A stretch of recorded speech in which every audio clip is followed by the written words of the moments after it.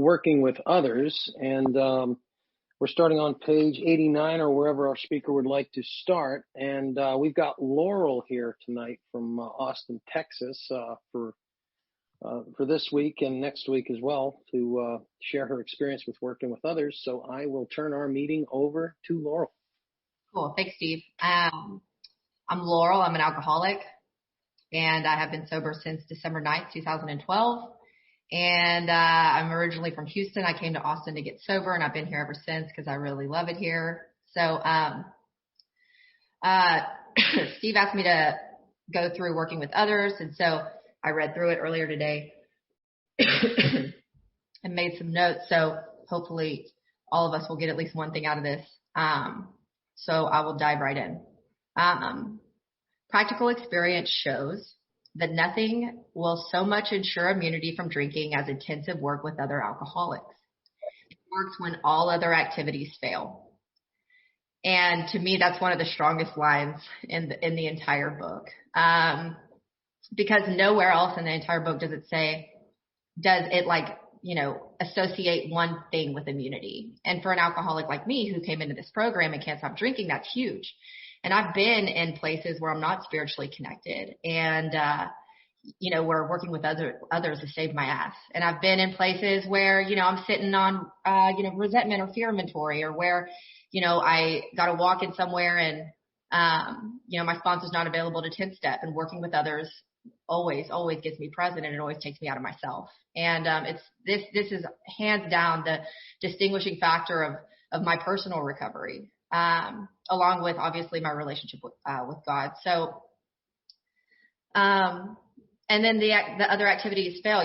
When I read that, I hear other activities, and for me it was anything but AA.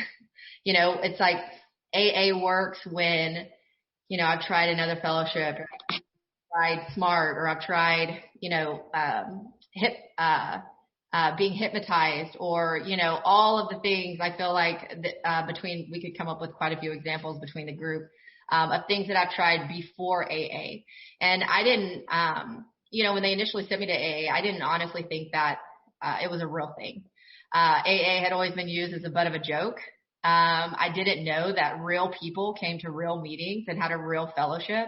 All of that was completely foreign to me. So this is our 12th suggestion. Carry this message to other alcoholics. And I think that wording is so important because, we have a huge recovery community here in Austin, and we carry this message. And this message is the message that's outlined in the book. And I don't, improv. I don't make things up. I don't life coach. I carry a message straight out of the book in the first 164 pages. And so there's a specific message that we're carrying, and it's been successful with so many people. So I'll keep reading. You can help when no one else can. You can secure their confidence when others fail. And so when I read that, earlier in the book, it's going to allude to how we're uniquely qualified to help another suffering alcoholic. And, I can, through identification, I can reach someone as the book says, within a few minutes or an hour. Like no wife, no child, no social worker, no therapist, no doctor can reach another suffering alcoholic unless you make it into the program of AA. Unless I can outline some of what's in this book, which is going to talk about later in this chapter, and I can relate my personal experience to that. So, remember, they are very ill, both bodily and mentally. And I love the beginning readings of this meeting. More about alcoholism. It's such a significant paragraph and talks about the progressiveness of this disease. And in the second reading, both of them mentioned mind and body. I'm bodily and mentally ill. And in doing that, I'm quick to take things personally, like the good alcoholic I am. And, when it's talking about, it's going to mention sick, like a demographic that's very sick on the next page. And, I can become very insensitive and very impatient. And the principle, which we're going to discuss more in depth, is behind step 12 is service. And, when I'm remembering that I'm dealing with a sick person, it alleviates me from doing things like taking it personally, doing things like making it about me, because I'll always find a way in my self-centered fashion to make it about me. Um, so life will take on new meaning. To watch people recover, to see them help others, to watch loneliness vanish, to see a fellowship grow up about you, to have a host of friends. This is an experience you must not miss. We know you will not want to miss it. And I feel like that's one of those pleas. I feel like there's a lot of times in the book where they're informing us. And then I feel like there's several lines like sprinkled into each chapter where they're pleading with us, like, come be with us. And so when I see, to help others, it's not, I see a lot of people come to the program, they get sober, they experience, quite a bit of the promises, and then they get busy and then they leave. And, it was made very clear to me. I wouldn't say on entry, I'll get into that later because I was pretty resistant to anything and everything. But, it was communicated to me once I had made an honest decision to wholeheartedly throw myself into this thing, that you stick around and you work step 12. And because people were here to deal with you, which was a monumental task, the least you could do is stick around and be here for the newcomer. To watch loneliness vanish. I feel like this isn't just because we're surrounded by a host of friends. This isn't because, we're one among many, a friend among friends, a worker among workers. I feel like this is a state for me, a state of loneliness, and it's like something that subsides as we get through the work. To see a fellowship grow up about you, this is walking shoulder to shoulder with other alcoholics. This is being part of the family. And then to have a host of friends. So we know, so frequent contact with newcomers and with each other is a bright spot of our lives, because I'm no longer thinking, of what I can take from this world. I'm seeing what I can pour into the stream of life. I'm no longer showing up to meetings or working with sponsees to see what I can gain. I've truly had a spiritual experience and this emotional rearrangement and a displacement, and I'm no longer viewing the world as though it's here to serve me. I have a service-oriented mind and an others focus rather than a self focus. So perhaps you are not acquainted with any drinkers who want to recover. There weren't a lot of resources at this time when they wrote the book. So that might be normal, It's like hide your alcoholism, hide anything else going on. You may not be able to find them. Now they're readily abundant. So you can easily find some by asking a few doctors, ministers, priests, or hospitals. They will be only too glad to assist you. Don't start as an evangelist or reformer. Unfortunately, a lot of prejudice exists, and you will be handicapped if you arouse it. So I'm going to flip back and forth because I feel like there's a lot of parallels in this chapter. I feel like this is a culmination of doctor's opinion. There's a solution, more about alcoholism, we agnostics, and into action. And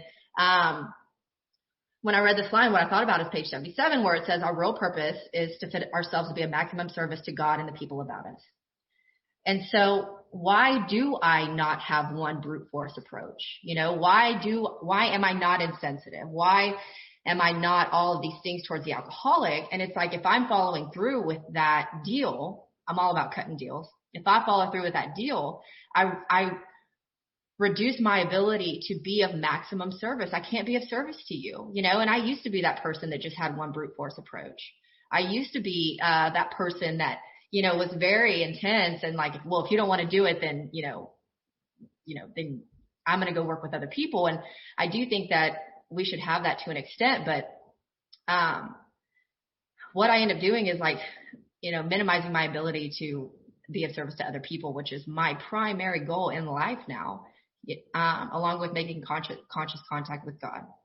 So ministers and doctors who are competent, and you can learn much from them if you wish, but it happens that because of your own drinking experience, you can be uniquely useful to other alcoholics. So cooperate, never criticize. To be helpful is our only aim. And so cooperate means to work jointly toward the same end, not my end. Not the way I think you should be acting, which 60 through 63 discusses that a little bit. not what I think you should be doing, or like, I can't believe this person doesn't want to buy into this program right now, and try to like force people into it when they're not ready. And so it's like, I am working into this deal. I'm working jointly with this person to try to, if not, get them to step into AA and bring them in close to us, at least to plant seeds, at least. And that part where it's talking about, and unfortunately a lot of prejudice exists, you'll be handicapped if you arouse it. I know that feeling where someone says, where I'm so close-minded and so, sensitive, where someone says something and my mind snaps shut and I'm not hearing anything after that. No matter how hard that person is trying, I am totally offline. That is not the effect that I'm trying to produce within another alcoholic, especially one that's new to this program, because trust me, the list of prejudice I possessed prior to this program was extensive. There was not a lot that wouldn't offend me. The list of opinions I had, not that they applied to me, but the list of opinions I had towards the rest of the world was an extensive list. And so I don't want that person to mind to snap shut. I don't want them to become closed off to me.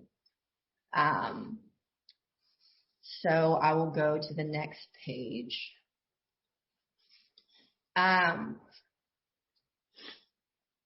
When you discover a prospect for Alcoholics Anonymous, find out all you can about him. If he does not want to stop drinking, don't waste time trying to persuade him.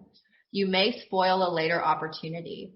This advice is given for his family also. They should be patient, realizing they are dealing with a sick person. So I feel like this page is a combination of two things. One, the service-oriented approach that I just discussed, and the other one on page 96 where it says, do not be discouraged if your prospect does not respond at once. Search out another alcoholic and try. Again, you are sure to find someone desperate enough to accept with eagerness what you offer. We find it a waste of time to keep chasing a man who cannot or will not work with you. And we're actually going to read that page and I will talk about it more, but there's a lot of people who want help, and who are going to take suggestion and who are going to do it earnestly and honestly and in a thorough fashion. So, for someone who hated people preaching at me my whole life, I can get very passionate about the text. I can get very passionate about this program purely because of the miracles that it's worked in my own life.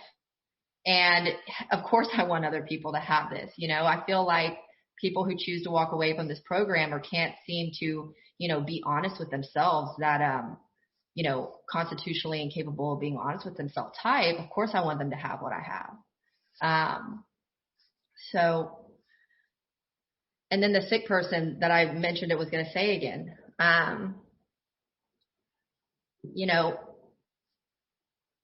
the last page says ill. This says sick. It's reminding me to be patient. It's reminding me to have love and tolerance. This is the perfect time to say the sick man's prayer. And the truth is like, I'm just now sort of not a newcomer. I'll have 8 years sober in December. And, there's people that's been around this program that I love and respect that raised me in AA, 20, 30 years.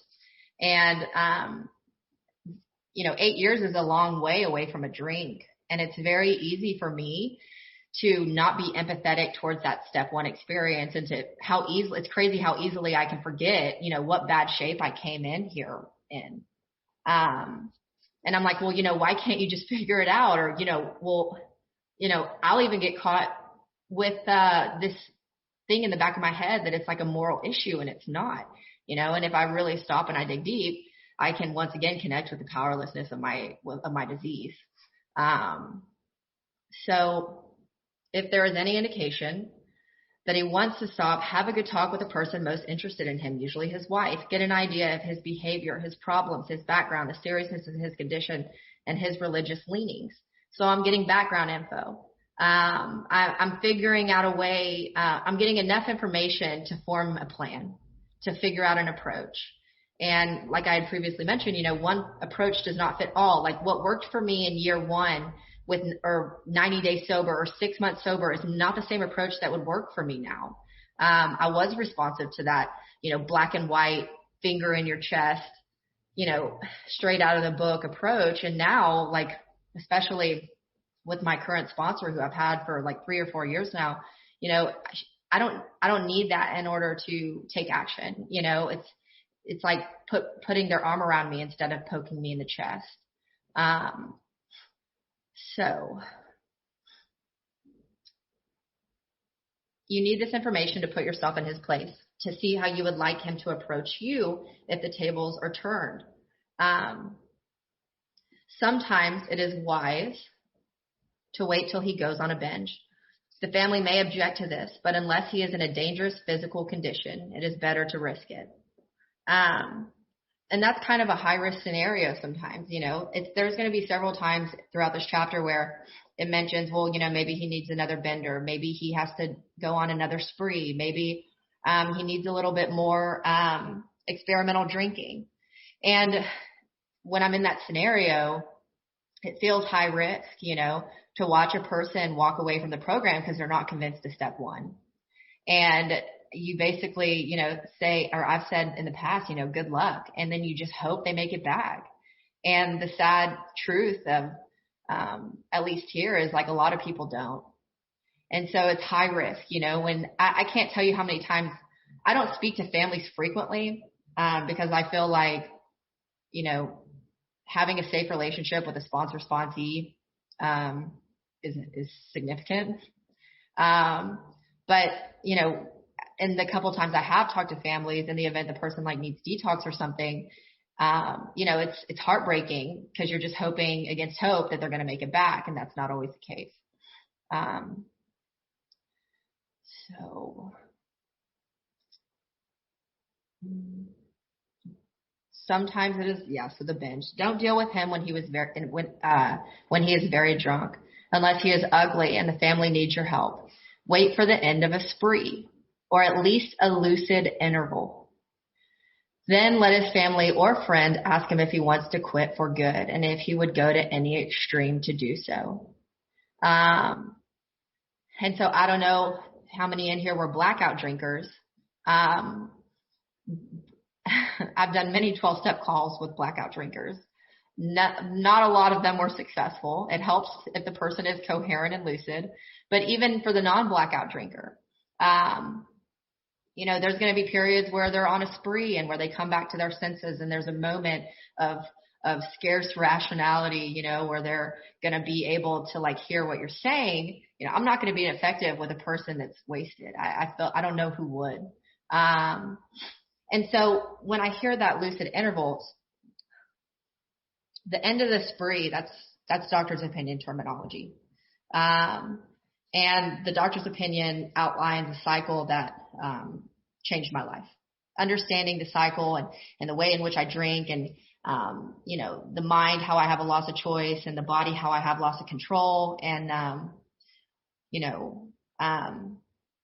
the phenomenon of craving, the allergy, all of those things.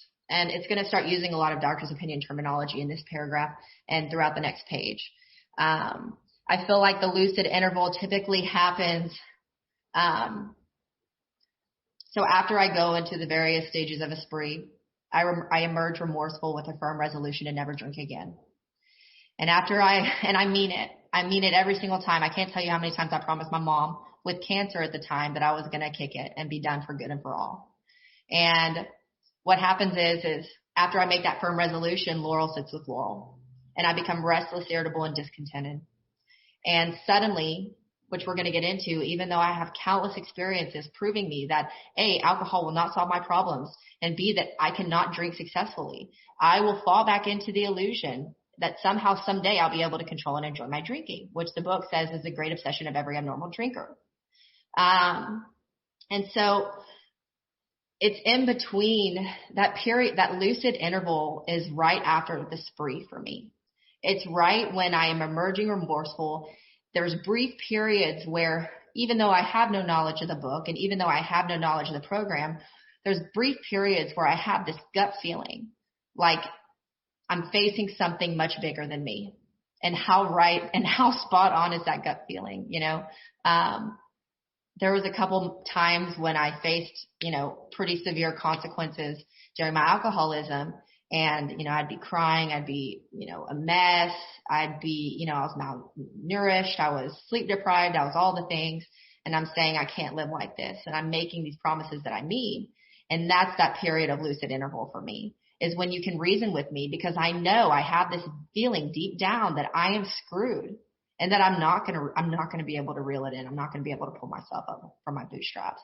And for me, that's that place I'm always looking at. And I'll get calls at 2, 3 in the morning.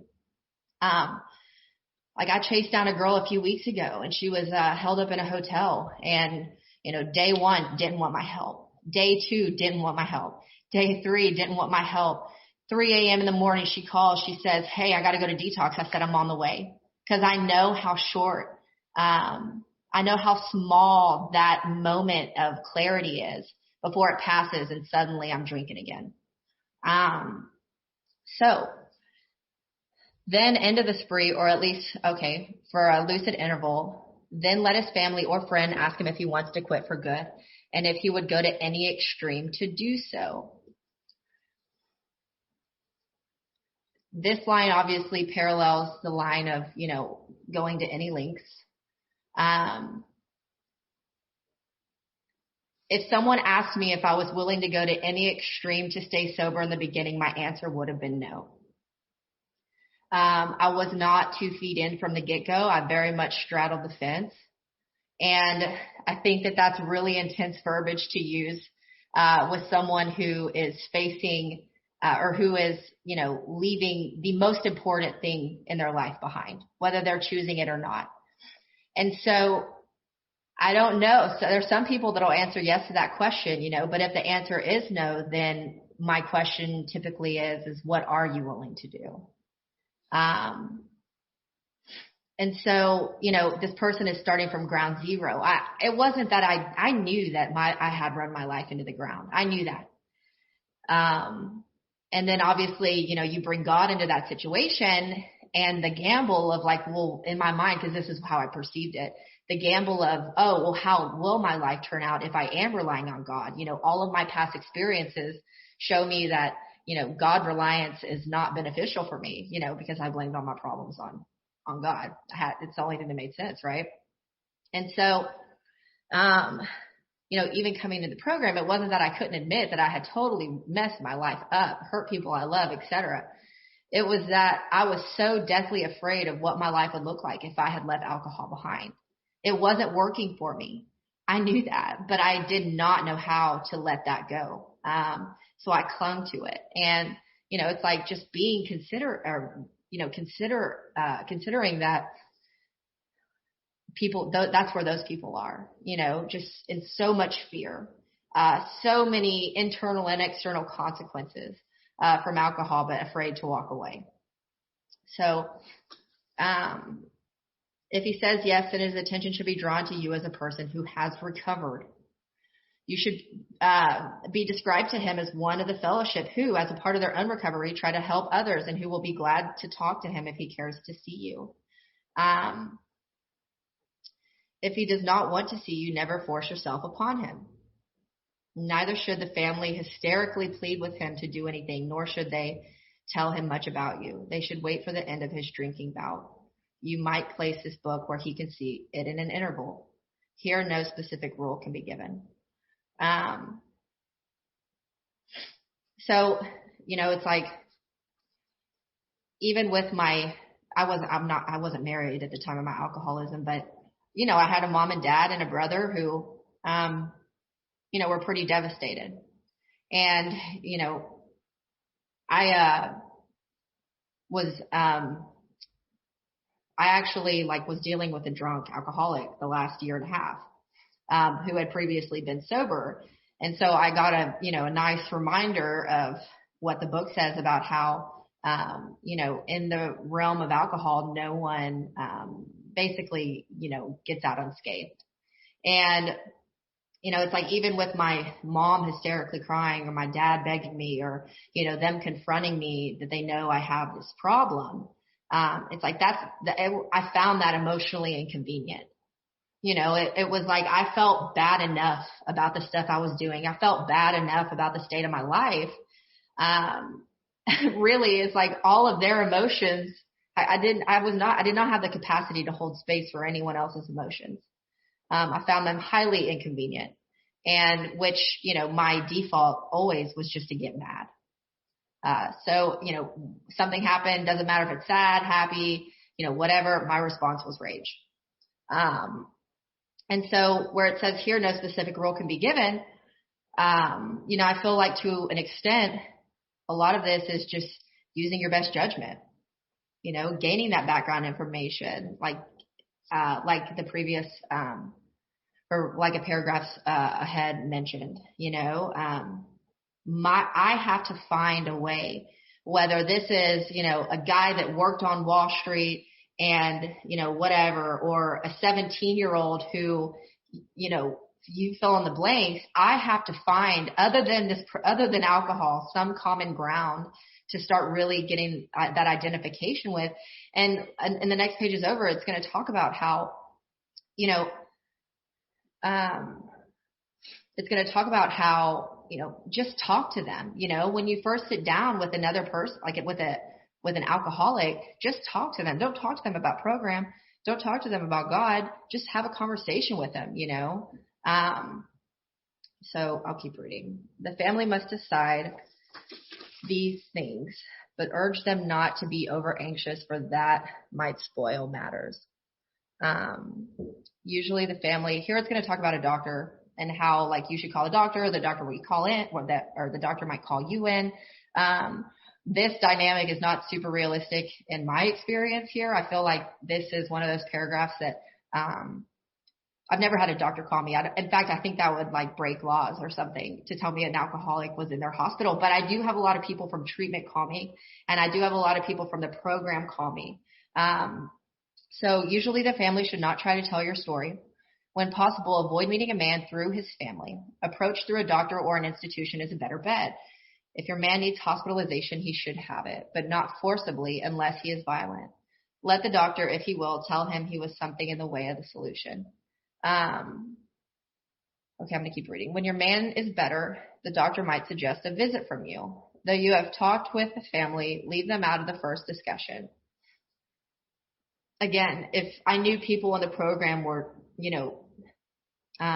reporting back to my parents, I probably would have never told anyone anything. Under these conditions, your prospect will see he is under no pressure. He will feel he can deal with you without being nagged by his family. And so that was huge for me, to wrap my head around. Well, first, when I went into detox, I refused to admit I was an alcoholic. And for days, I walked around refusing to admit I was an alcoholic because I knew that they just through the grapevine, their treatment shuffle, that they were going to recommend permanent abstinence, which to me, those two words, it felt like a death sentence. Permanent abstinence. I could still feel like the visceral reaction from hearing that. So I admitted I had other issues, outside issues. I know those are the problem, so teach me how to drink. And, I got sober at 23. I'm 31. That's a really young age to get sober. And so for me, and to this day, I really like options. I don't like to feel like I'm cornered, I don't want to feel like I'm, forced into doing something that I don't want to do. It's not that I'll ever take those options. I just want the options. And,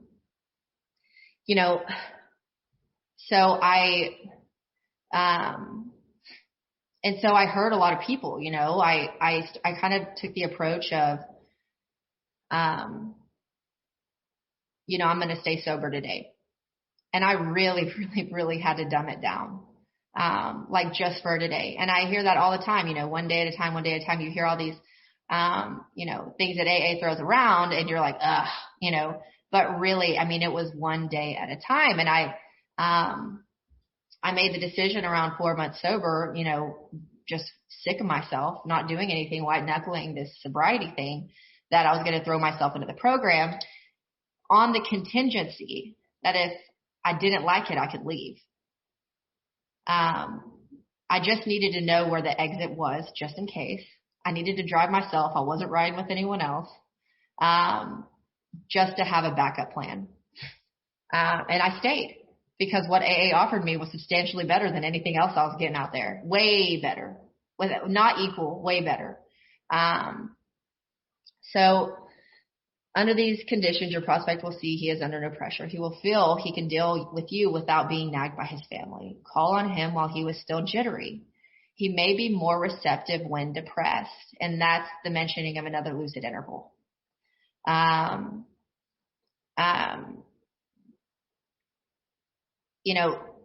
want the alcoholic who is not in the middle of a spree where he's convinced he's having a blast drinking.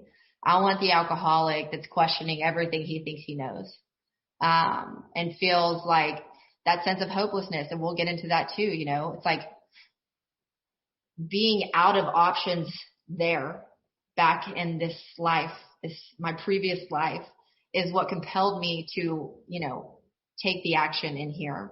And so, this is the time in the cycle, in the doctor's opinion, where, I'm making firm resolutions. So see your man alone if possible. At first, engage in general conversation. Anything but AA, anything but you need to quit drinking. After a while, turn the talk to some phase of drinking.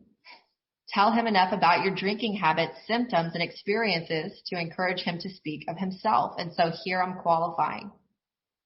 I'm qualifying so you know that you and I are the same. So you know that I've been where you are, and that I drink like you drink, and that you can recover like I recovered. And I'm not, this is not, it's like in the amends process, it says, if we, begin to talk about God or speak from spiritual platitudes, that I'm leading with the chin. And it's the same with the alcoholic. And so, if he wishes to talk, let him do so. You will thus get a better idea of how you ought to proceed. If he is not communicative, give him a sketch of your drinking career up to the time you quit, but say nothing for the moment of how that was accomplished. And so it's like paying attention to my audience.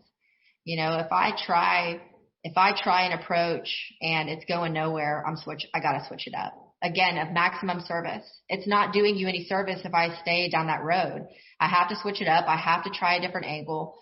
Usually for me, it's humor. Usually for me, it's laughing. That's a way that I've been really successful. Not so much, at their drinking bouts, but at mine, and I'll get to that in a minute. And so I'm not forcing anything. I'm walking in to have a conversation with an alcoholic in his cups, and I'm asking God to join, and then I'm like taking my hands off of it, and I'm doing whatever feels right, and I'm following my gut because I have this God consciousness, and I can trust that now. But say nothing for the moment of how that was accomplished. If he is in a serious mood, dwell on the troubles liquor has caused you, being careful not to moralize or lecture. If his mood is light, tell him humorous stories of your escapades. Get him to tell some of his. And so, when I came into the program, I had so many of those demoralizing, memories and that morbid reflection, and I couldn't laugh about things. I wasn't even close to being able to laugh about things. But now, obviously, I can, and I can sit around, people, I'm sure, and when we go out to eat and I'm with like my friends in AA, we'll tell stories. And if anybody else heard those stories, they'd be like, oh my God, but we can sit around and laugh, and we have this like sense, this dry humor. But I didn't have that in the beginning. And so, I feel like in this place, when you're sitting eating with an alcoholic, it's important to understand that like they might not be able to laugh about it yet, and that's okay. And even if we have to laugh at my expense, then that's what we'll do. And so when he sees you know all about the drinking game, commence to describe yourself as an alcoholic. And how it works, it says, I feel like we get this wrong all the time. And how it works, it says what we were like, what happened, and what we are like now. All the time in the beginning of the stories, I hear, okay, well, I'll tell what it was like, what happened, and what it's like now. And that's not what it's asking me to do. It's asking me to tell you what I was like before I had a spiritual experience. And so that's what I'm doing. I'm telling you what I'm like here. And then we're going to start getting into what happened. I went to Colorado over the weekend, and I'm still really sniffly, and I think I'm coming down with something. So tell him how baffled you were, how you finally learned that you were sick, what happened. Give him an account of the struggles you made to stop. Show him the mental twist, which leads the first drink of a spree. We suggest you do this as we have done it in the chapter on alcoholism. So that refers to more about alcoholism. If he is alcoholic, he will understand you at once. He will match your mental inconsistencies with some of his own. And so the first two mental inconsistencies that I thought of, I'm going to read off of them, page 24. So the first one is, the fact is that most alcoholics, for reasons yet obscure, have lost the power of choice and drink. Our so-called willpower becomes practically non-existent. We're unable at certain times to bring into consciousness with sufficient force the memory of suffering and humiliation of even a week or a month ago. We are without defense against the first drink. So that mental inconsistency, right? I cannot recall all of the pain and suffering I've been through. Not half an hour ago, not 1 hour ago, not a day ago, not a week ago, so on and so forth. I can't recall it. The second one that I thought of in terms of mental inconsistencies or peculiar mental twists was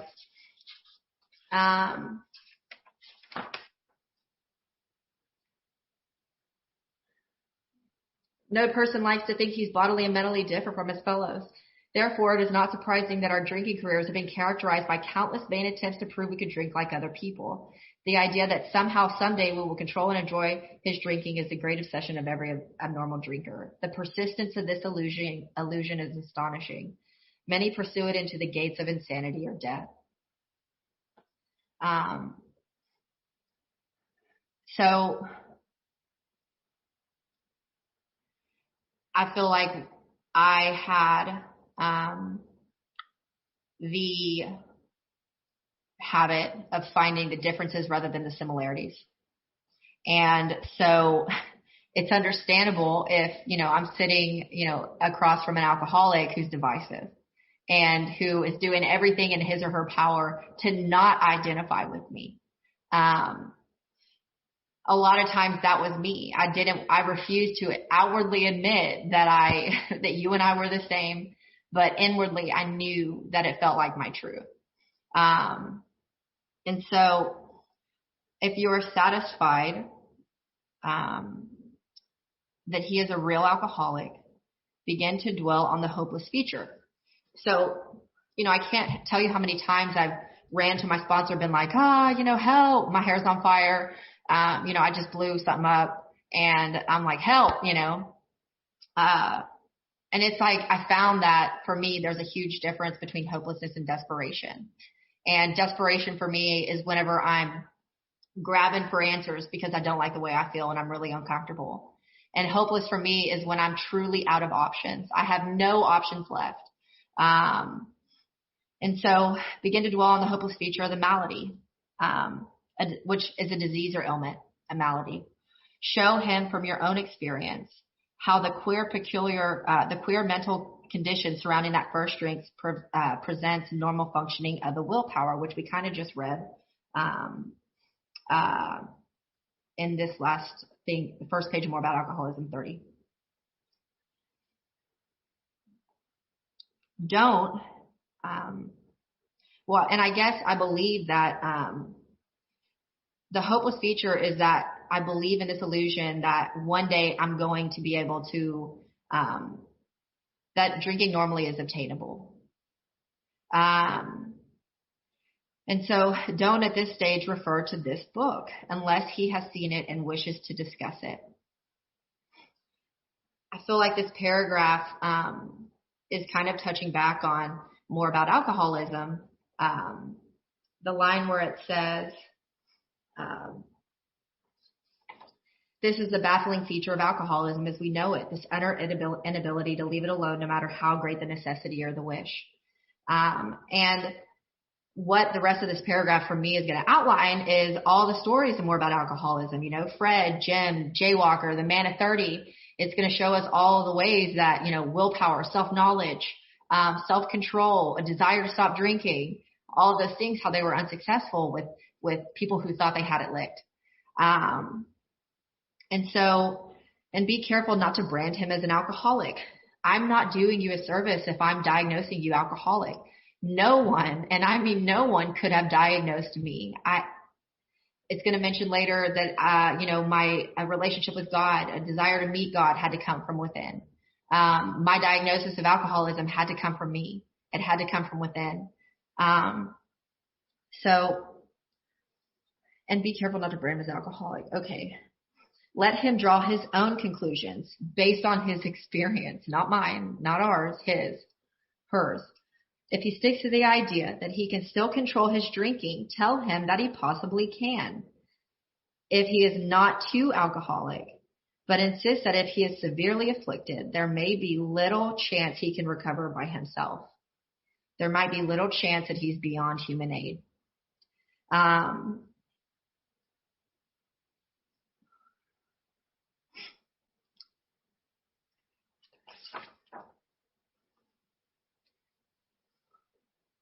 So continue to speak of alcoholism as an illness. Book also refers to alcoholism as a disease. They're used interchangeably. A fatal malady. Talk about the conditions of body and mind. There it is. In both the readings we read at the beginning of this meeting, mind and body is mentioned, which accompany it. Keep his attention focused mainly on his personal experience. You know, one of the things, I was a victim when I came into the program. You know, I was so hyper-focused on what all these people had done to me.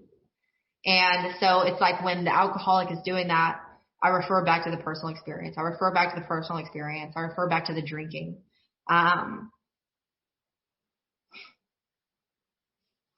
The reason that, you know, I thought for a long time that the reason that 12-step calls were done in twos was for safety. And I was reading this AA history book years ago, and it basically said that we go in twos so that if one of the story is not hitting, that there's another person there that can step in and possibly have that identification. It's not for safety. It's so, you know, there's more options to find common ground. So I keep losing where I'm at. Continue to speak of alcoholism as an illness, a fatal malady. Okay. Keep his attention focused on his personal experience. Explain that many are doomed who never realize their predicament. That line makes me think of the part in Doctor's Opinion where it talks about how we're not drinking to escape. We're drinking to overcome a craving beyond our mental control. You know, and I feel like when we're in it, when I was in it, I had kind of like I had mentioned, I had no idea how deep I was. I had no idea. I honestly just held on the thought, again, somehow, someday. So doctors are rightly reluctant to tell alcoholic patients the whole story unless it will serve some good purpose. Kind of like that guy in the hospital bed in the beginning of the book where he's saying, doctor, tell me what's wrong with me. And the doctor doesn't want to tell him because he knows that he doesn't have a lasting chance unless he has this thing called a spiritual experience. But you may talk to him about hopelessness. There it is again, hopelessness of alcoholism because you offer a solution. I would never tell someone, you know, how far down they are if I didn't have, you know, this thing this tool in my back pocket that's going to get them a pass out. And then another thing I will get caught doing in you know, working with alcoholics or trying to help an alcoholic is it's so important for me to say talk about my experience, talk about we as in the fellowship that I've grown up in. Not you, because if I start saying you need to do this and you need to do that and you should really consider doing this, It's like I get really preachy really quick. So you will soon have your friend admitting he has many, if not all, of the traits of an alcoholic. If his own doctor is willing to tell him that he is alcoholic, so much the better. I don't know if doctors do that anymore. They might. Even though your protege may not have and entirely admitted his condition, he has become very curious to know how you got well. And I feel like this page really parallels, we're talking about his alcoholism. We're talking about him diagnosing himself, or at least equipping him to do so. And then we're going to start transitioning into some of that, God stuff. And it's that part on 44 where we're diagnosed ourselves alcoholic, first page. If when honestly want to, you cannot quit entirely. You find you cannot quit entirely. And if when drinking, you have little control over the amount you take. And then we're going to start talking about how I'm doomed to an alcoholic death unless I can at once live on a spiritual basis, and I'm faced with these alternatives. So he has become very curious to know how you got well. So I just was talking about what I was like, and now I'm going to start talking about what happened. What happened for me to not, when I say 30 minutes was my first example of not being able to recall with sufficient force the memory of suffering, because that was I couldn't last a day. I couldn't do it. There was about a half-hour expiration date on me having a horrible scenario where I'm rethinking my way of life, and in between me getting loaded. 30 minutes. So let him ask you that question, if he will. Tell him exactly what happened to you. Stress the spiritual feature freely. So freely in the sense of being limited, freely in the sense of like my conception of God is not limited to that of the world. It's not limited to that of AA, because there is no limited conception of God in AA, and it's not limited to your conception of God. I can speak freely in all the ways I can speak freely. If the man be agnostic or atheist, so without knowledge or refusal that there is no God, make it emphatic that he does not have to agree with your conception of God. I love when I am telling someone what happened to me. There's a huge difference between me telling someone what happened to me and me telling them what to do. What happened to me is not you go do this. I don't in this part proceed to discuss how I get well. I talk about the change that occurred between the last time that I took a drink and the thought process that, in between that short time span. So he can choose any conception he likes, provided that it makes sense to him. The main thing is that he be willing to believe in a power greater than himself, and that he live by spiritual principles. So I become a principled person. And, I know that, I've heard a lot of different conceptions of God. I hear a lot of, crazy reasons why people do things in this program. And I used to get really caught up in this thing called motive. And I'm not anymore, because I think that whatever it takes to get somebody's foot in the door, you roll with it. Even if somebody comes into the program and, they're one of those that, the doorknob is their higher power. I'm like, good, let's roll with that. Because a lot of my experience with AA is that a lot of times the reason that I come here is not the reason I stay. Even if I have sponsees chasing boys to meetings, and I'm saying, good, chase those boys to meetings, make it your home group, get a service commitment. Because I know that when that guy leaves, they'll still be there. So when dealing with such a person, you had better use everyday language to describe spiritual principles. So, the burden falls on me to use understandable words. When I came, AA has its own language. If I start using words like spiritual plane, spirituality, psychic change, spiritual experience, moral psychology, they're going to be looking at me like, huh? And so it's like breaking our language down into a form that a normal person can understand that doesn't have exposure to this program. There's no use arousing any prejudice. Here it is again. He may have against certain theological terms and conceptions about which he may already be confused. Don't raise such issues no matter what your own convictions are. And so it's setting my own convictions aside.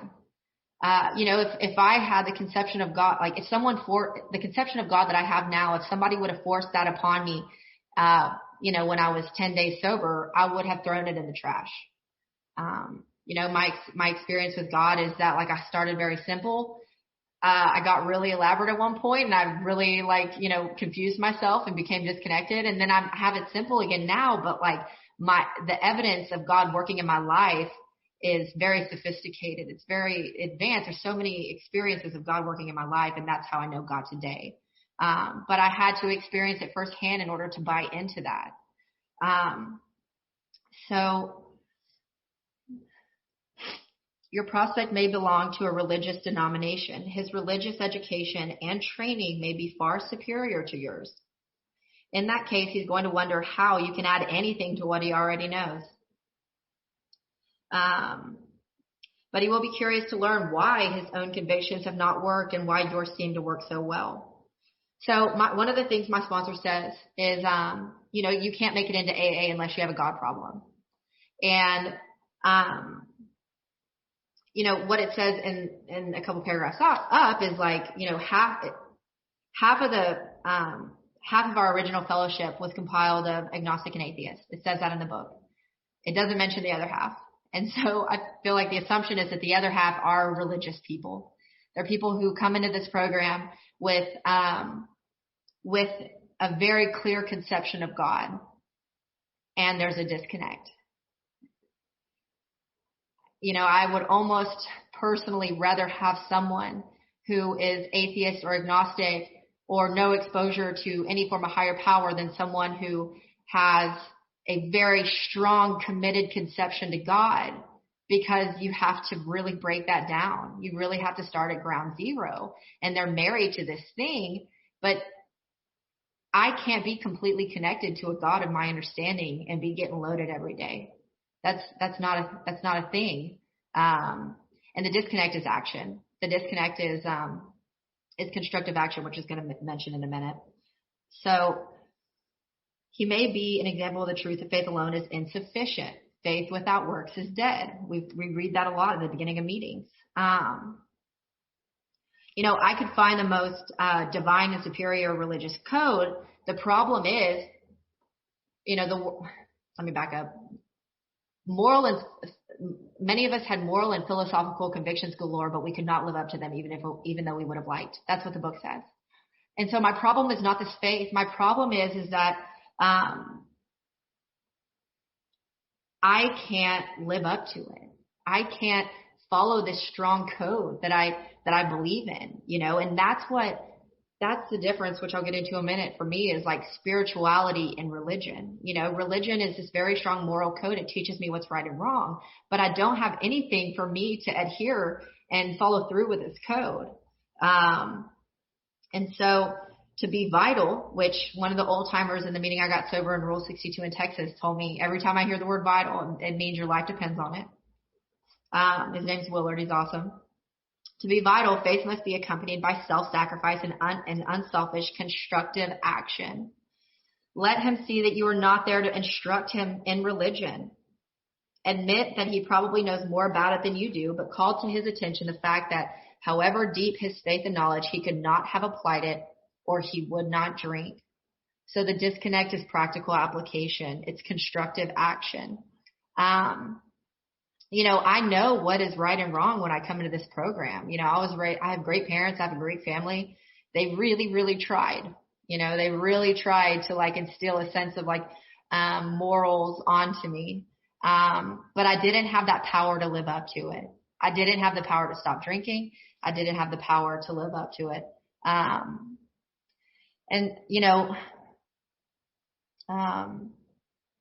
Precepts is a guiding principle or rule that is used to control or regulate conduct. I had the guiding principles. I didn't have the ability to control or regulate my conduct within those principles.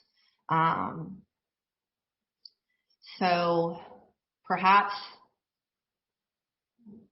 your story will help him see where he has failed to practice the very precepts he knows so well. We represent no particular faith or denomination. We are dealing only with general principles common to most denominations. And all of the steps and concepts presented in this book are a culmination of like other religions and programs. AA stemmed from, of course, I can't think of it right now, but this wasn't the first program to do exactly what we do. The difference between, the 10 Commandments or any other like guiding law within a religion is you can mix them up and you can do them and they still all apply. And that's why AA refers to spirituality, is because spirituality is about practicality and it's about directive. And I just do these 12 practical things.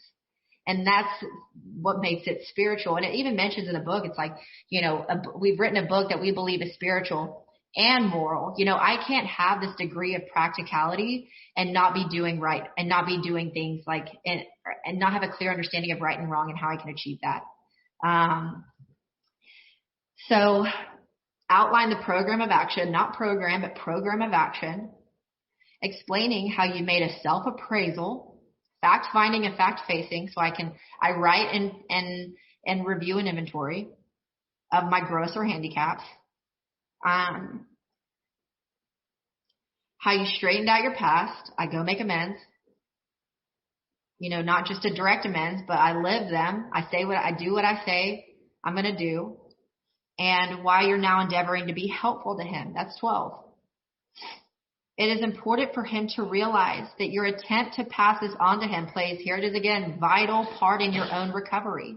My life depends on carrying this message.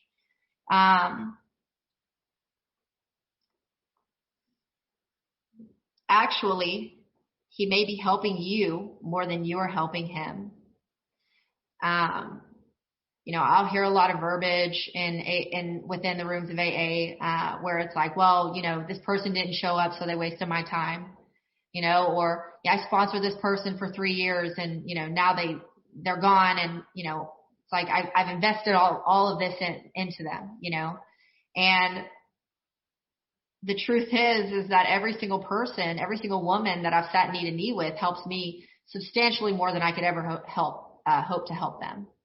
And that's the attitude, right? That's the right when I'm in that place, that's the attitude that serves me. It's not like backpedaling into this attitude of like, oh, well, it's my time, my rules, I'm helping this person.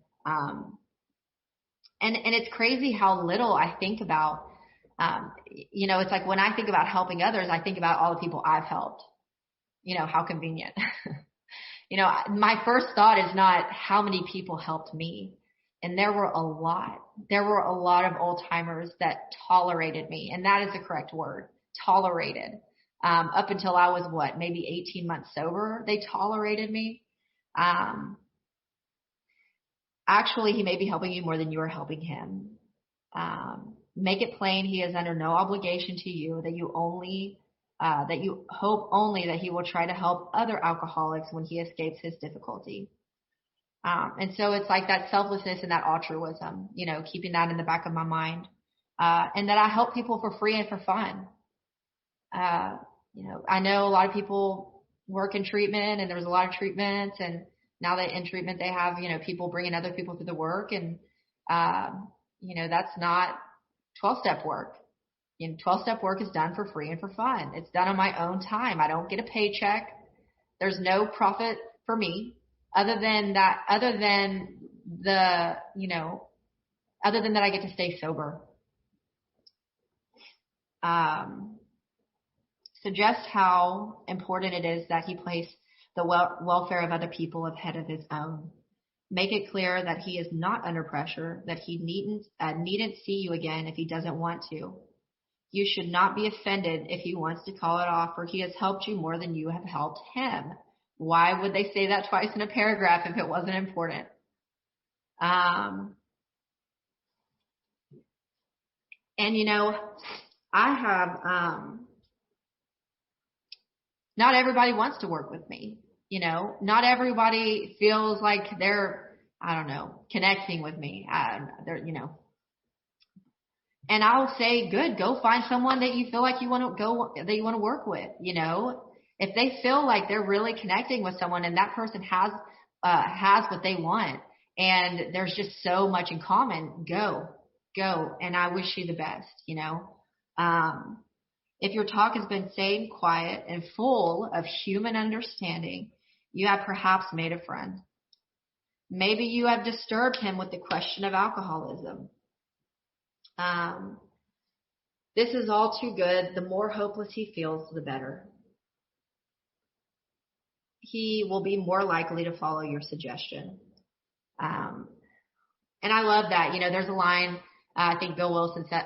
Bill Wilson is the one that said it a long time ago, and it says, you know, when I am disturbed, the disturbance lies in me. I just paraphrase, but you know, it's like that feeling of, or that concept of like, you know, disturbing the alcoholic. And man, I hated to be disturbed. I hated it.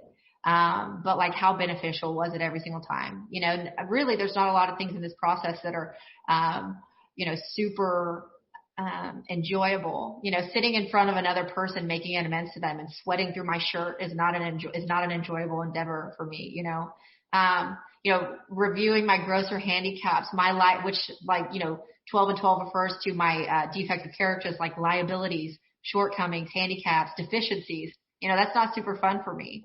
And the disturbance that it prompts is always is followed by growth. So maybe you have disturbed him about the question of alcoholism. This is all to the good. The more hopeless he feels, the better. He may be more likely to follow your suggestion. He's out of ideas. Your candidate may give reasons why he need not follow all of the program. That was me. He may rebel at the thought of a drastic house cleaning, which requires discussion with other people. Over my dead body, am I going to sit across the table from you and admit all these things? I can't do it. I was convinced I was unique and that all the things that all of my thoughts and my resentment was way worse than everybody else's. And so I love that it mentions the rebellion. You know, it says alcoholics by nature were defiant. You know, rebellion dogs our every step, like the big book says. And I'm kind of a rebel to this day. There's still a huge part of me that hates being told what to do. But I know that, like, I've surrounded myself with women that I trust that would only give me suggestions that benefit me. Do not contradict such views. Tell him you once felt as he does, but you doubt whether you would have made much progress had you not taken action. On the first visit, so this is all in visit 1. This is all during my first, you know, meeting with an alcoholic. This is a lot to cover. On your first visit, tell him about the Fellowship of Alcoholics Anonymous. If he shows interest, lend him a copy of your book.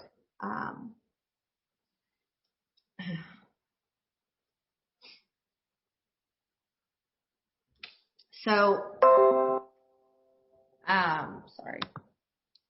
This is this is a good intro into, even though I might leave my book with someone, I was taught,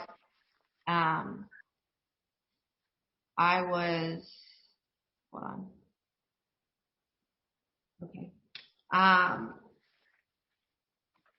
This is a good intro to leave your book with someone, you know, or to give an alcoholic another book. There's a line in the book where it's like, give the alcoholic your book. And I'm like, but I really love my book. So I always bring another book. You know, I don't want to part with, this book has been, you know, it's got some miles on it. I really don't want to part with it. So I always bring an extra book. And, you know, even though it's a good intro to leave the text with them, a lot of this stuff is not common language, as I had previously mentioned. You know, it's like the way that I was brought up in AA and the way that I was sponsored was being taken line by line through the book with a translator, i.e. someone who had a lot of time. And so even though I think that it's good to leave this with them, I do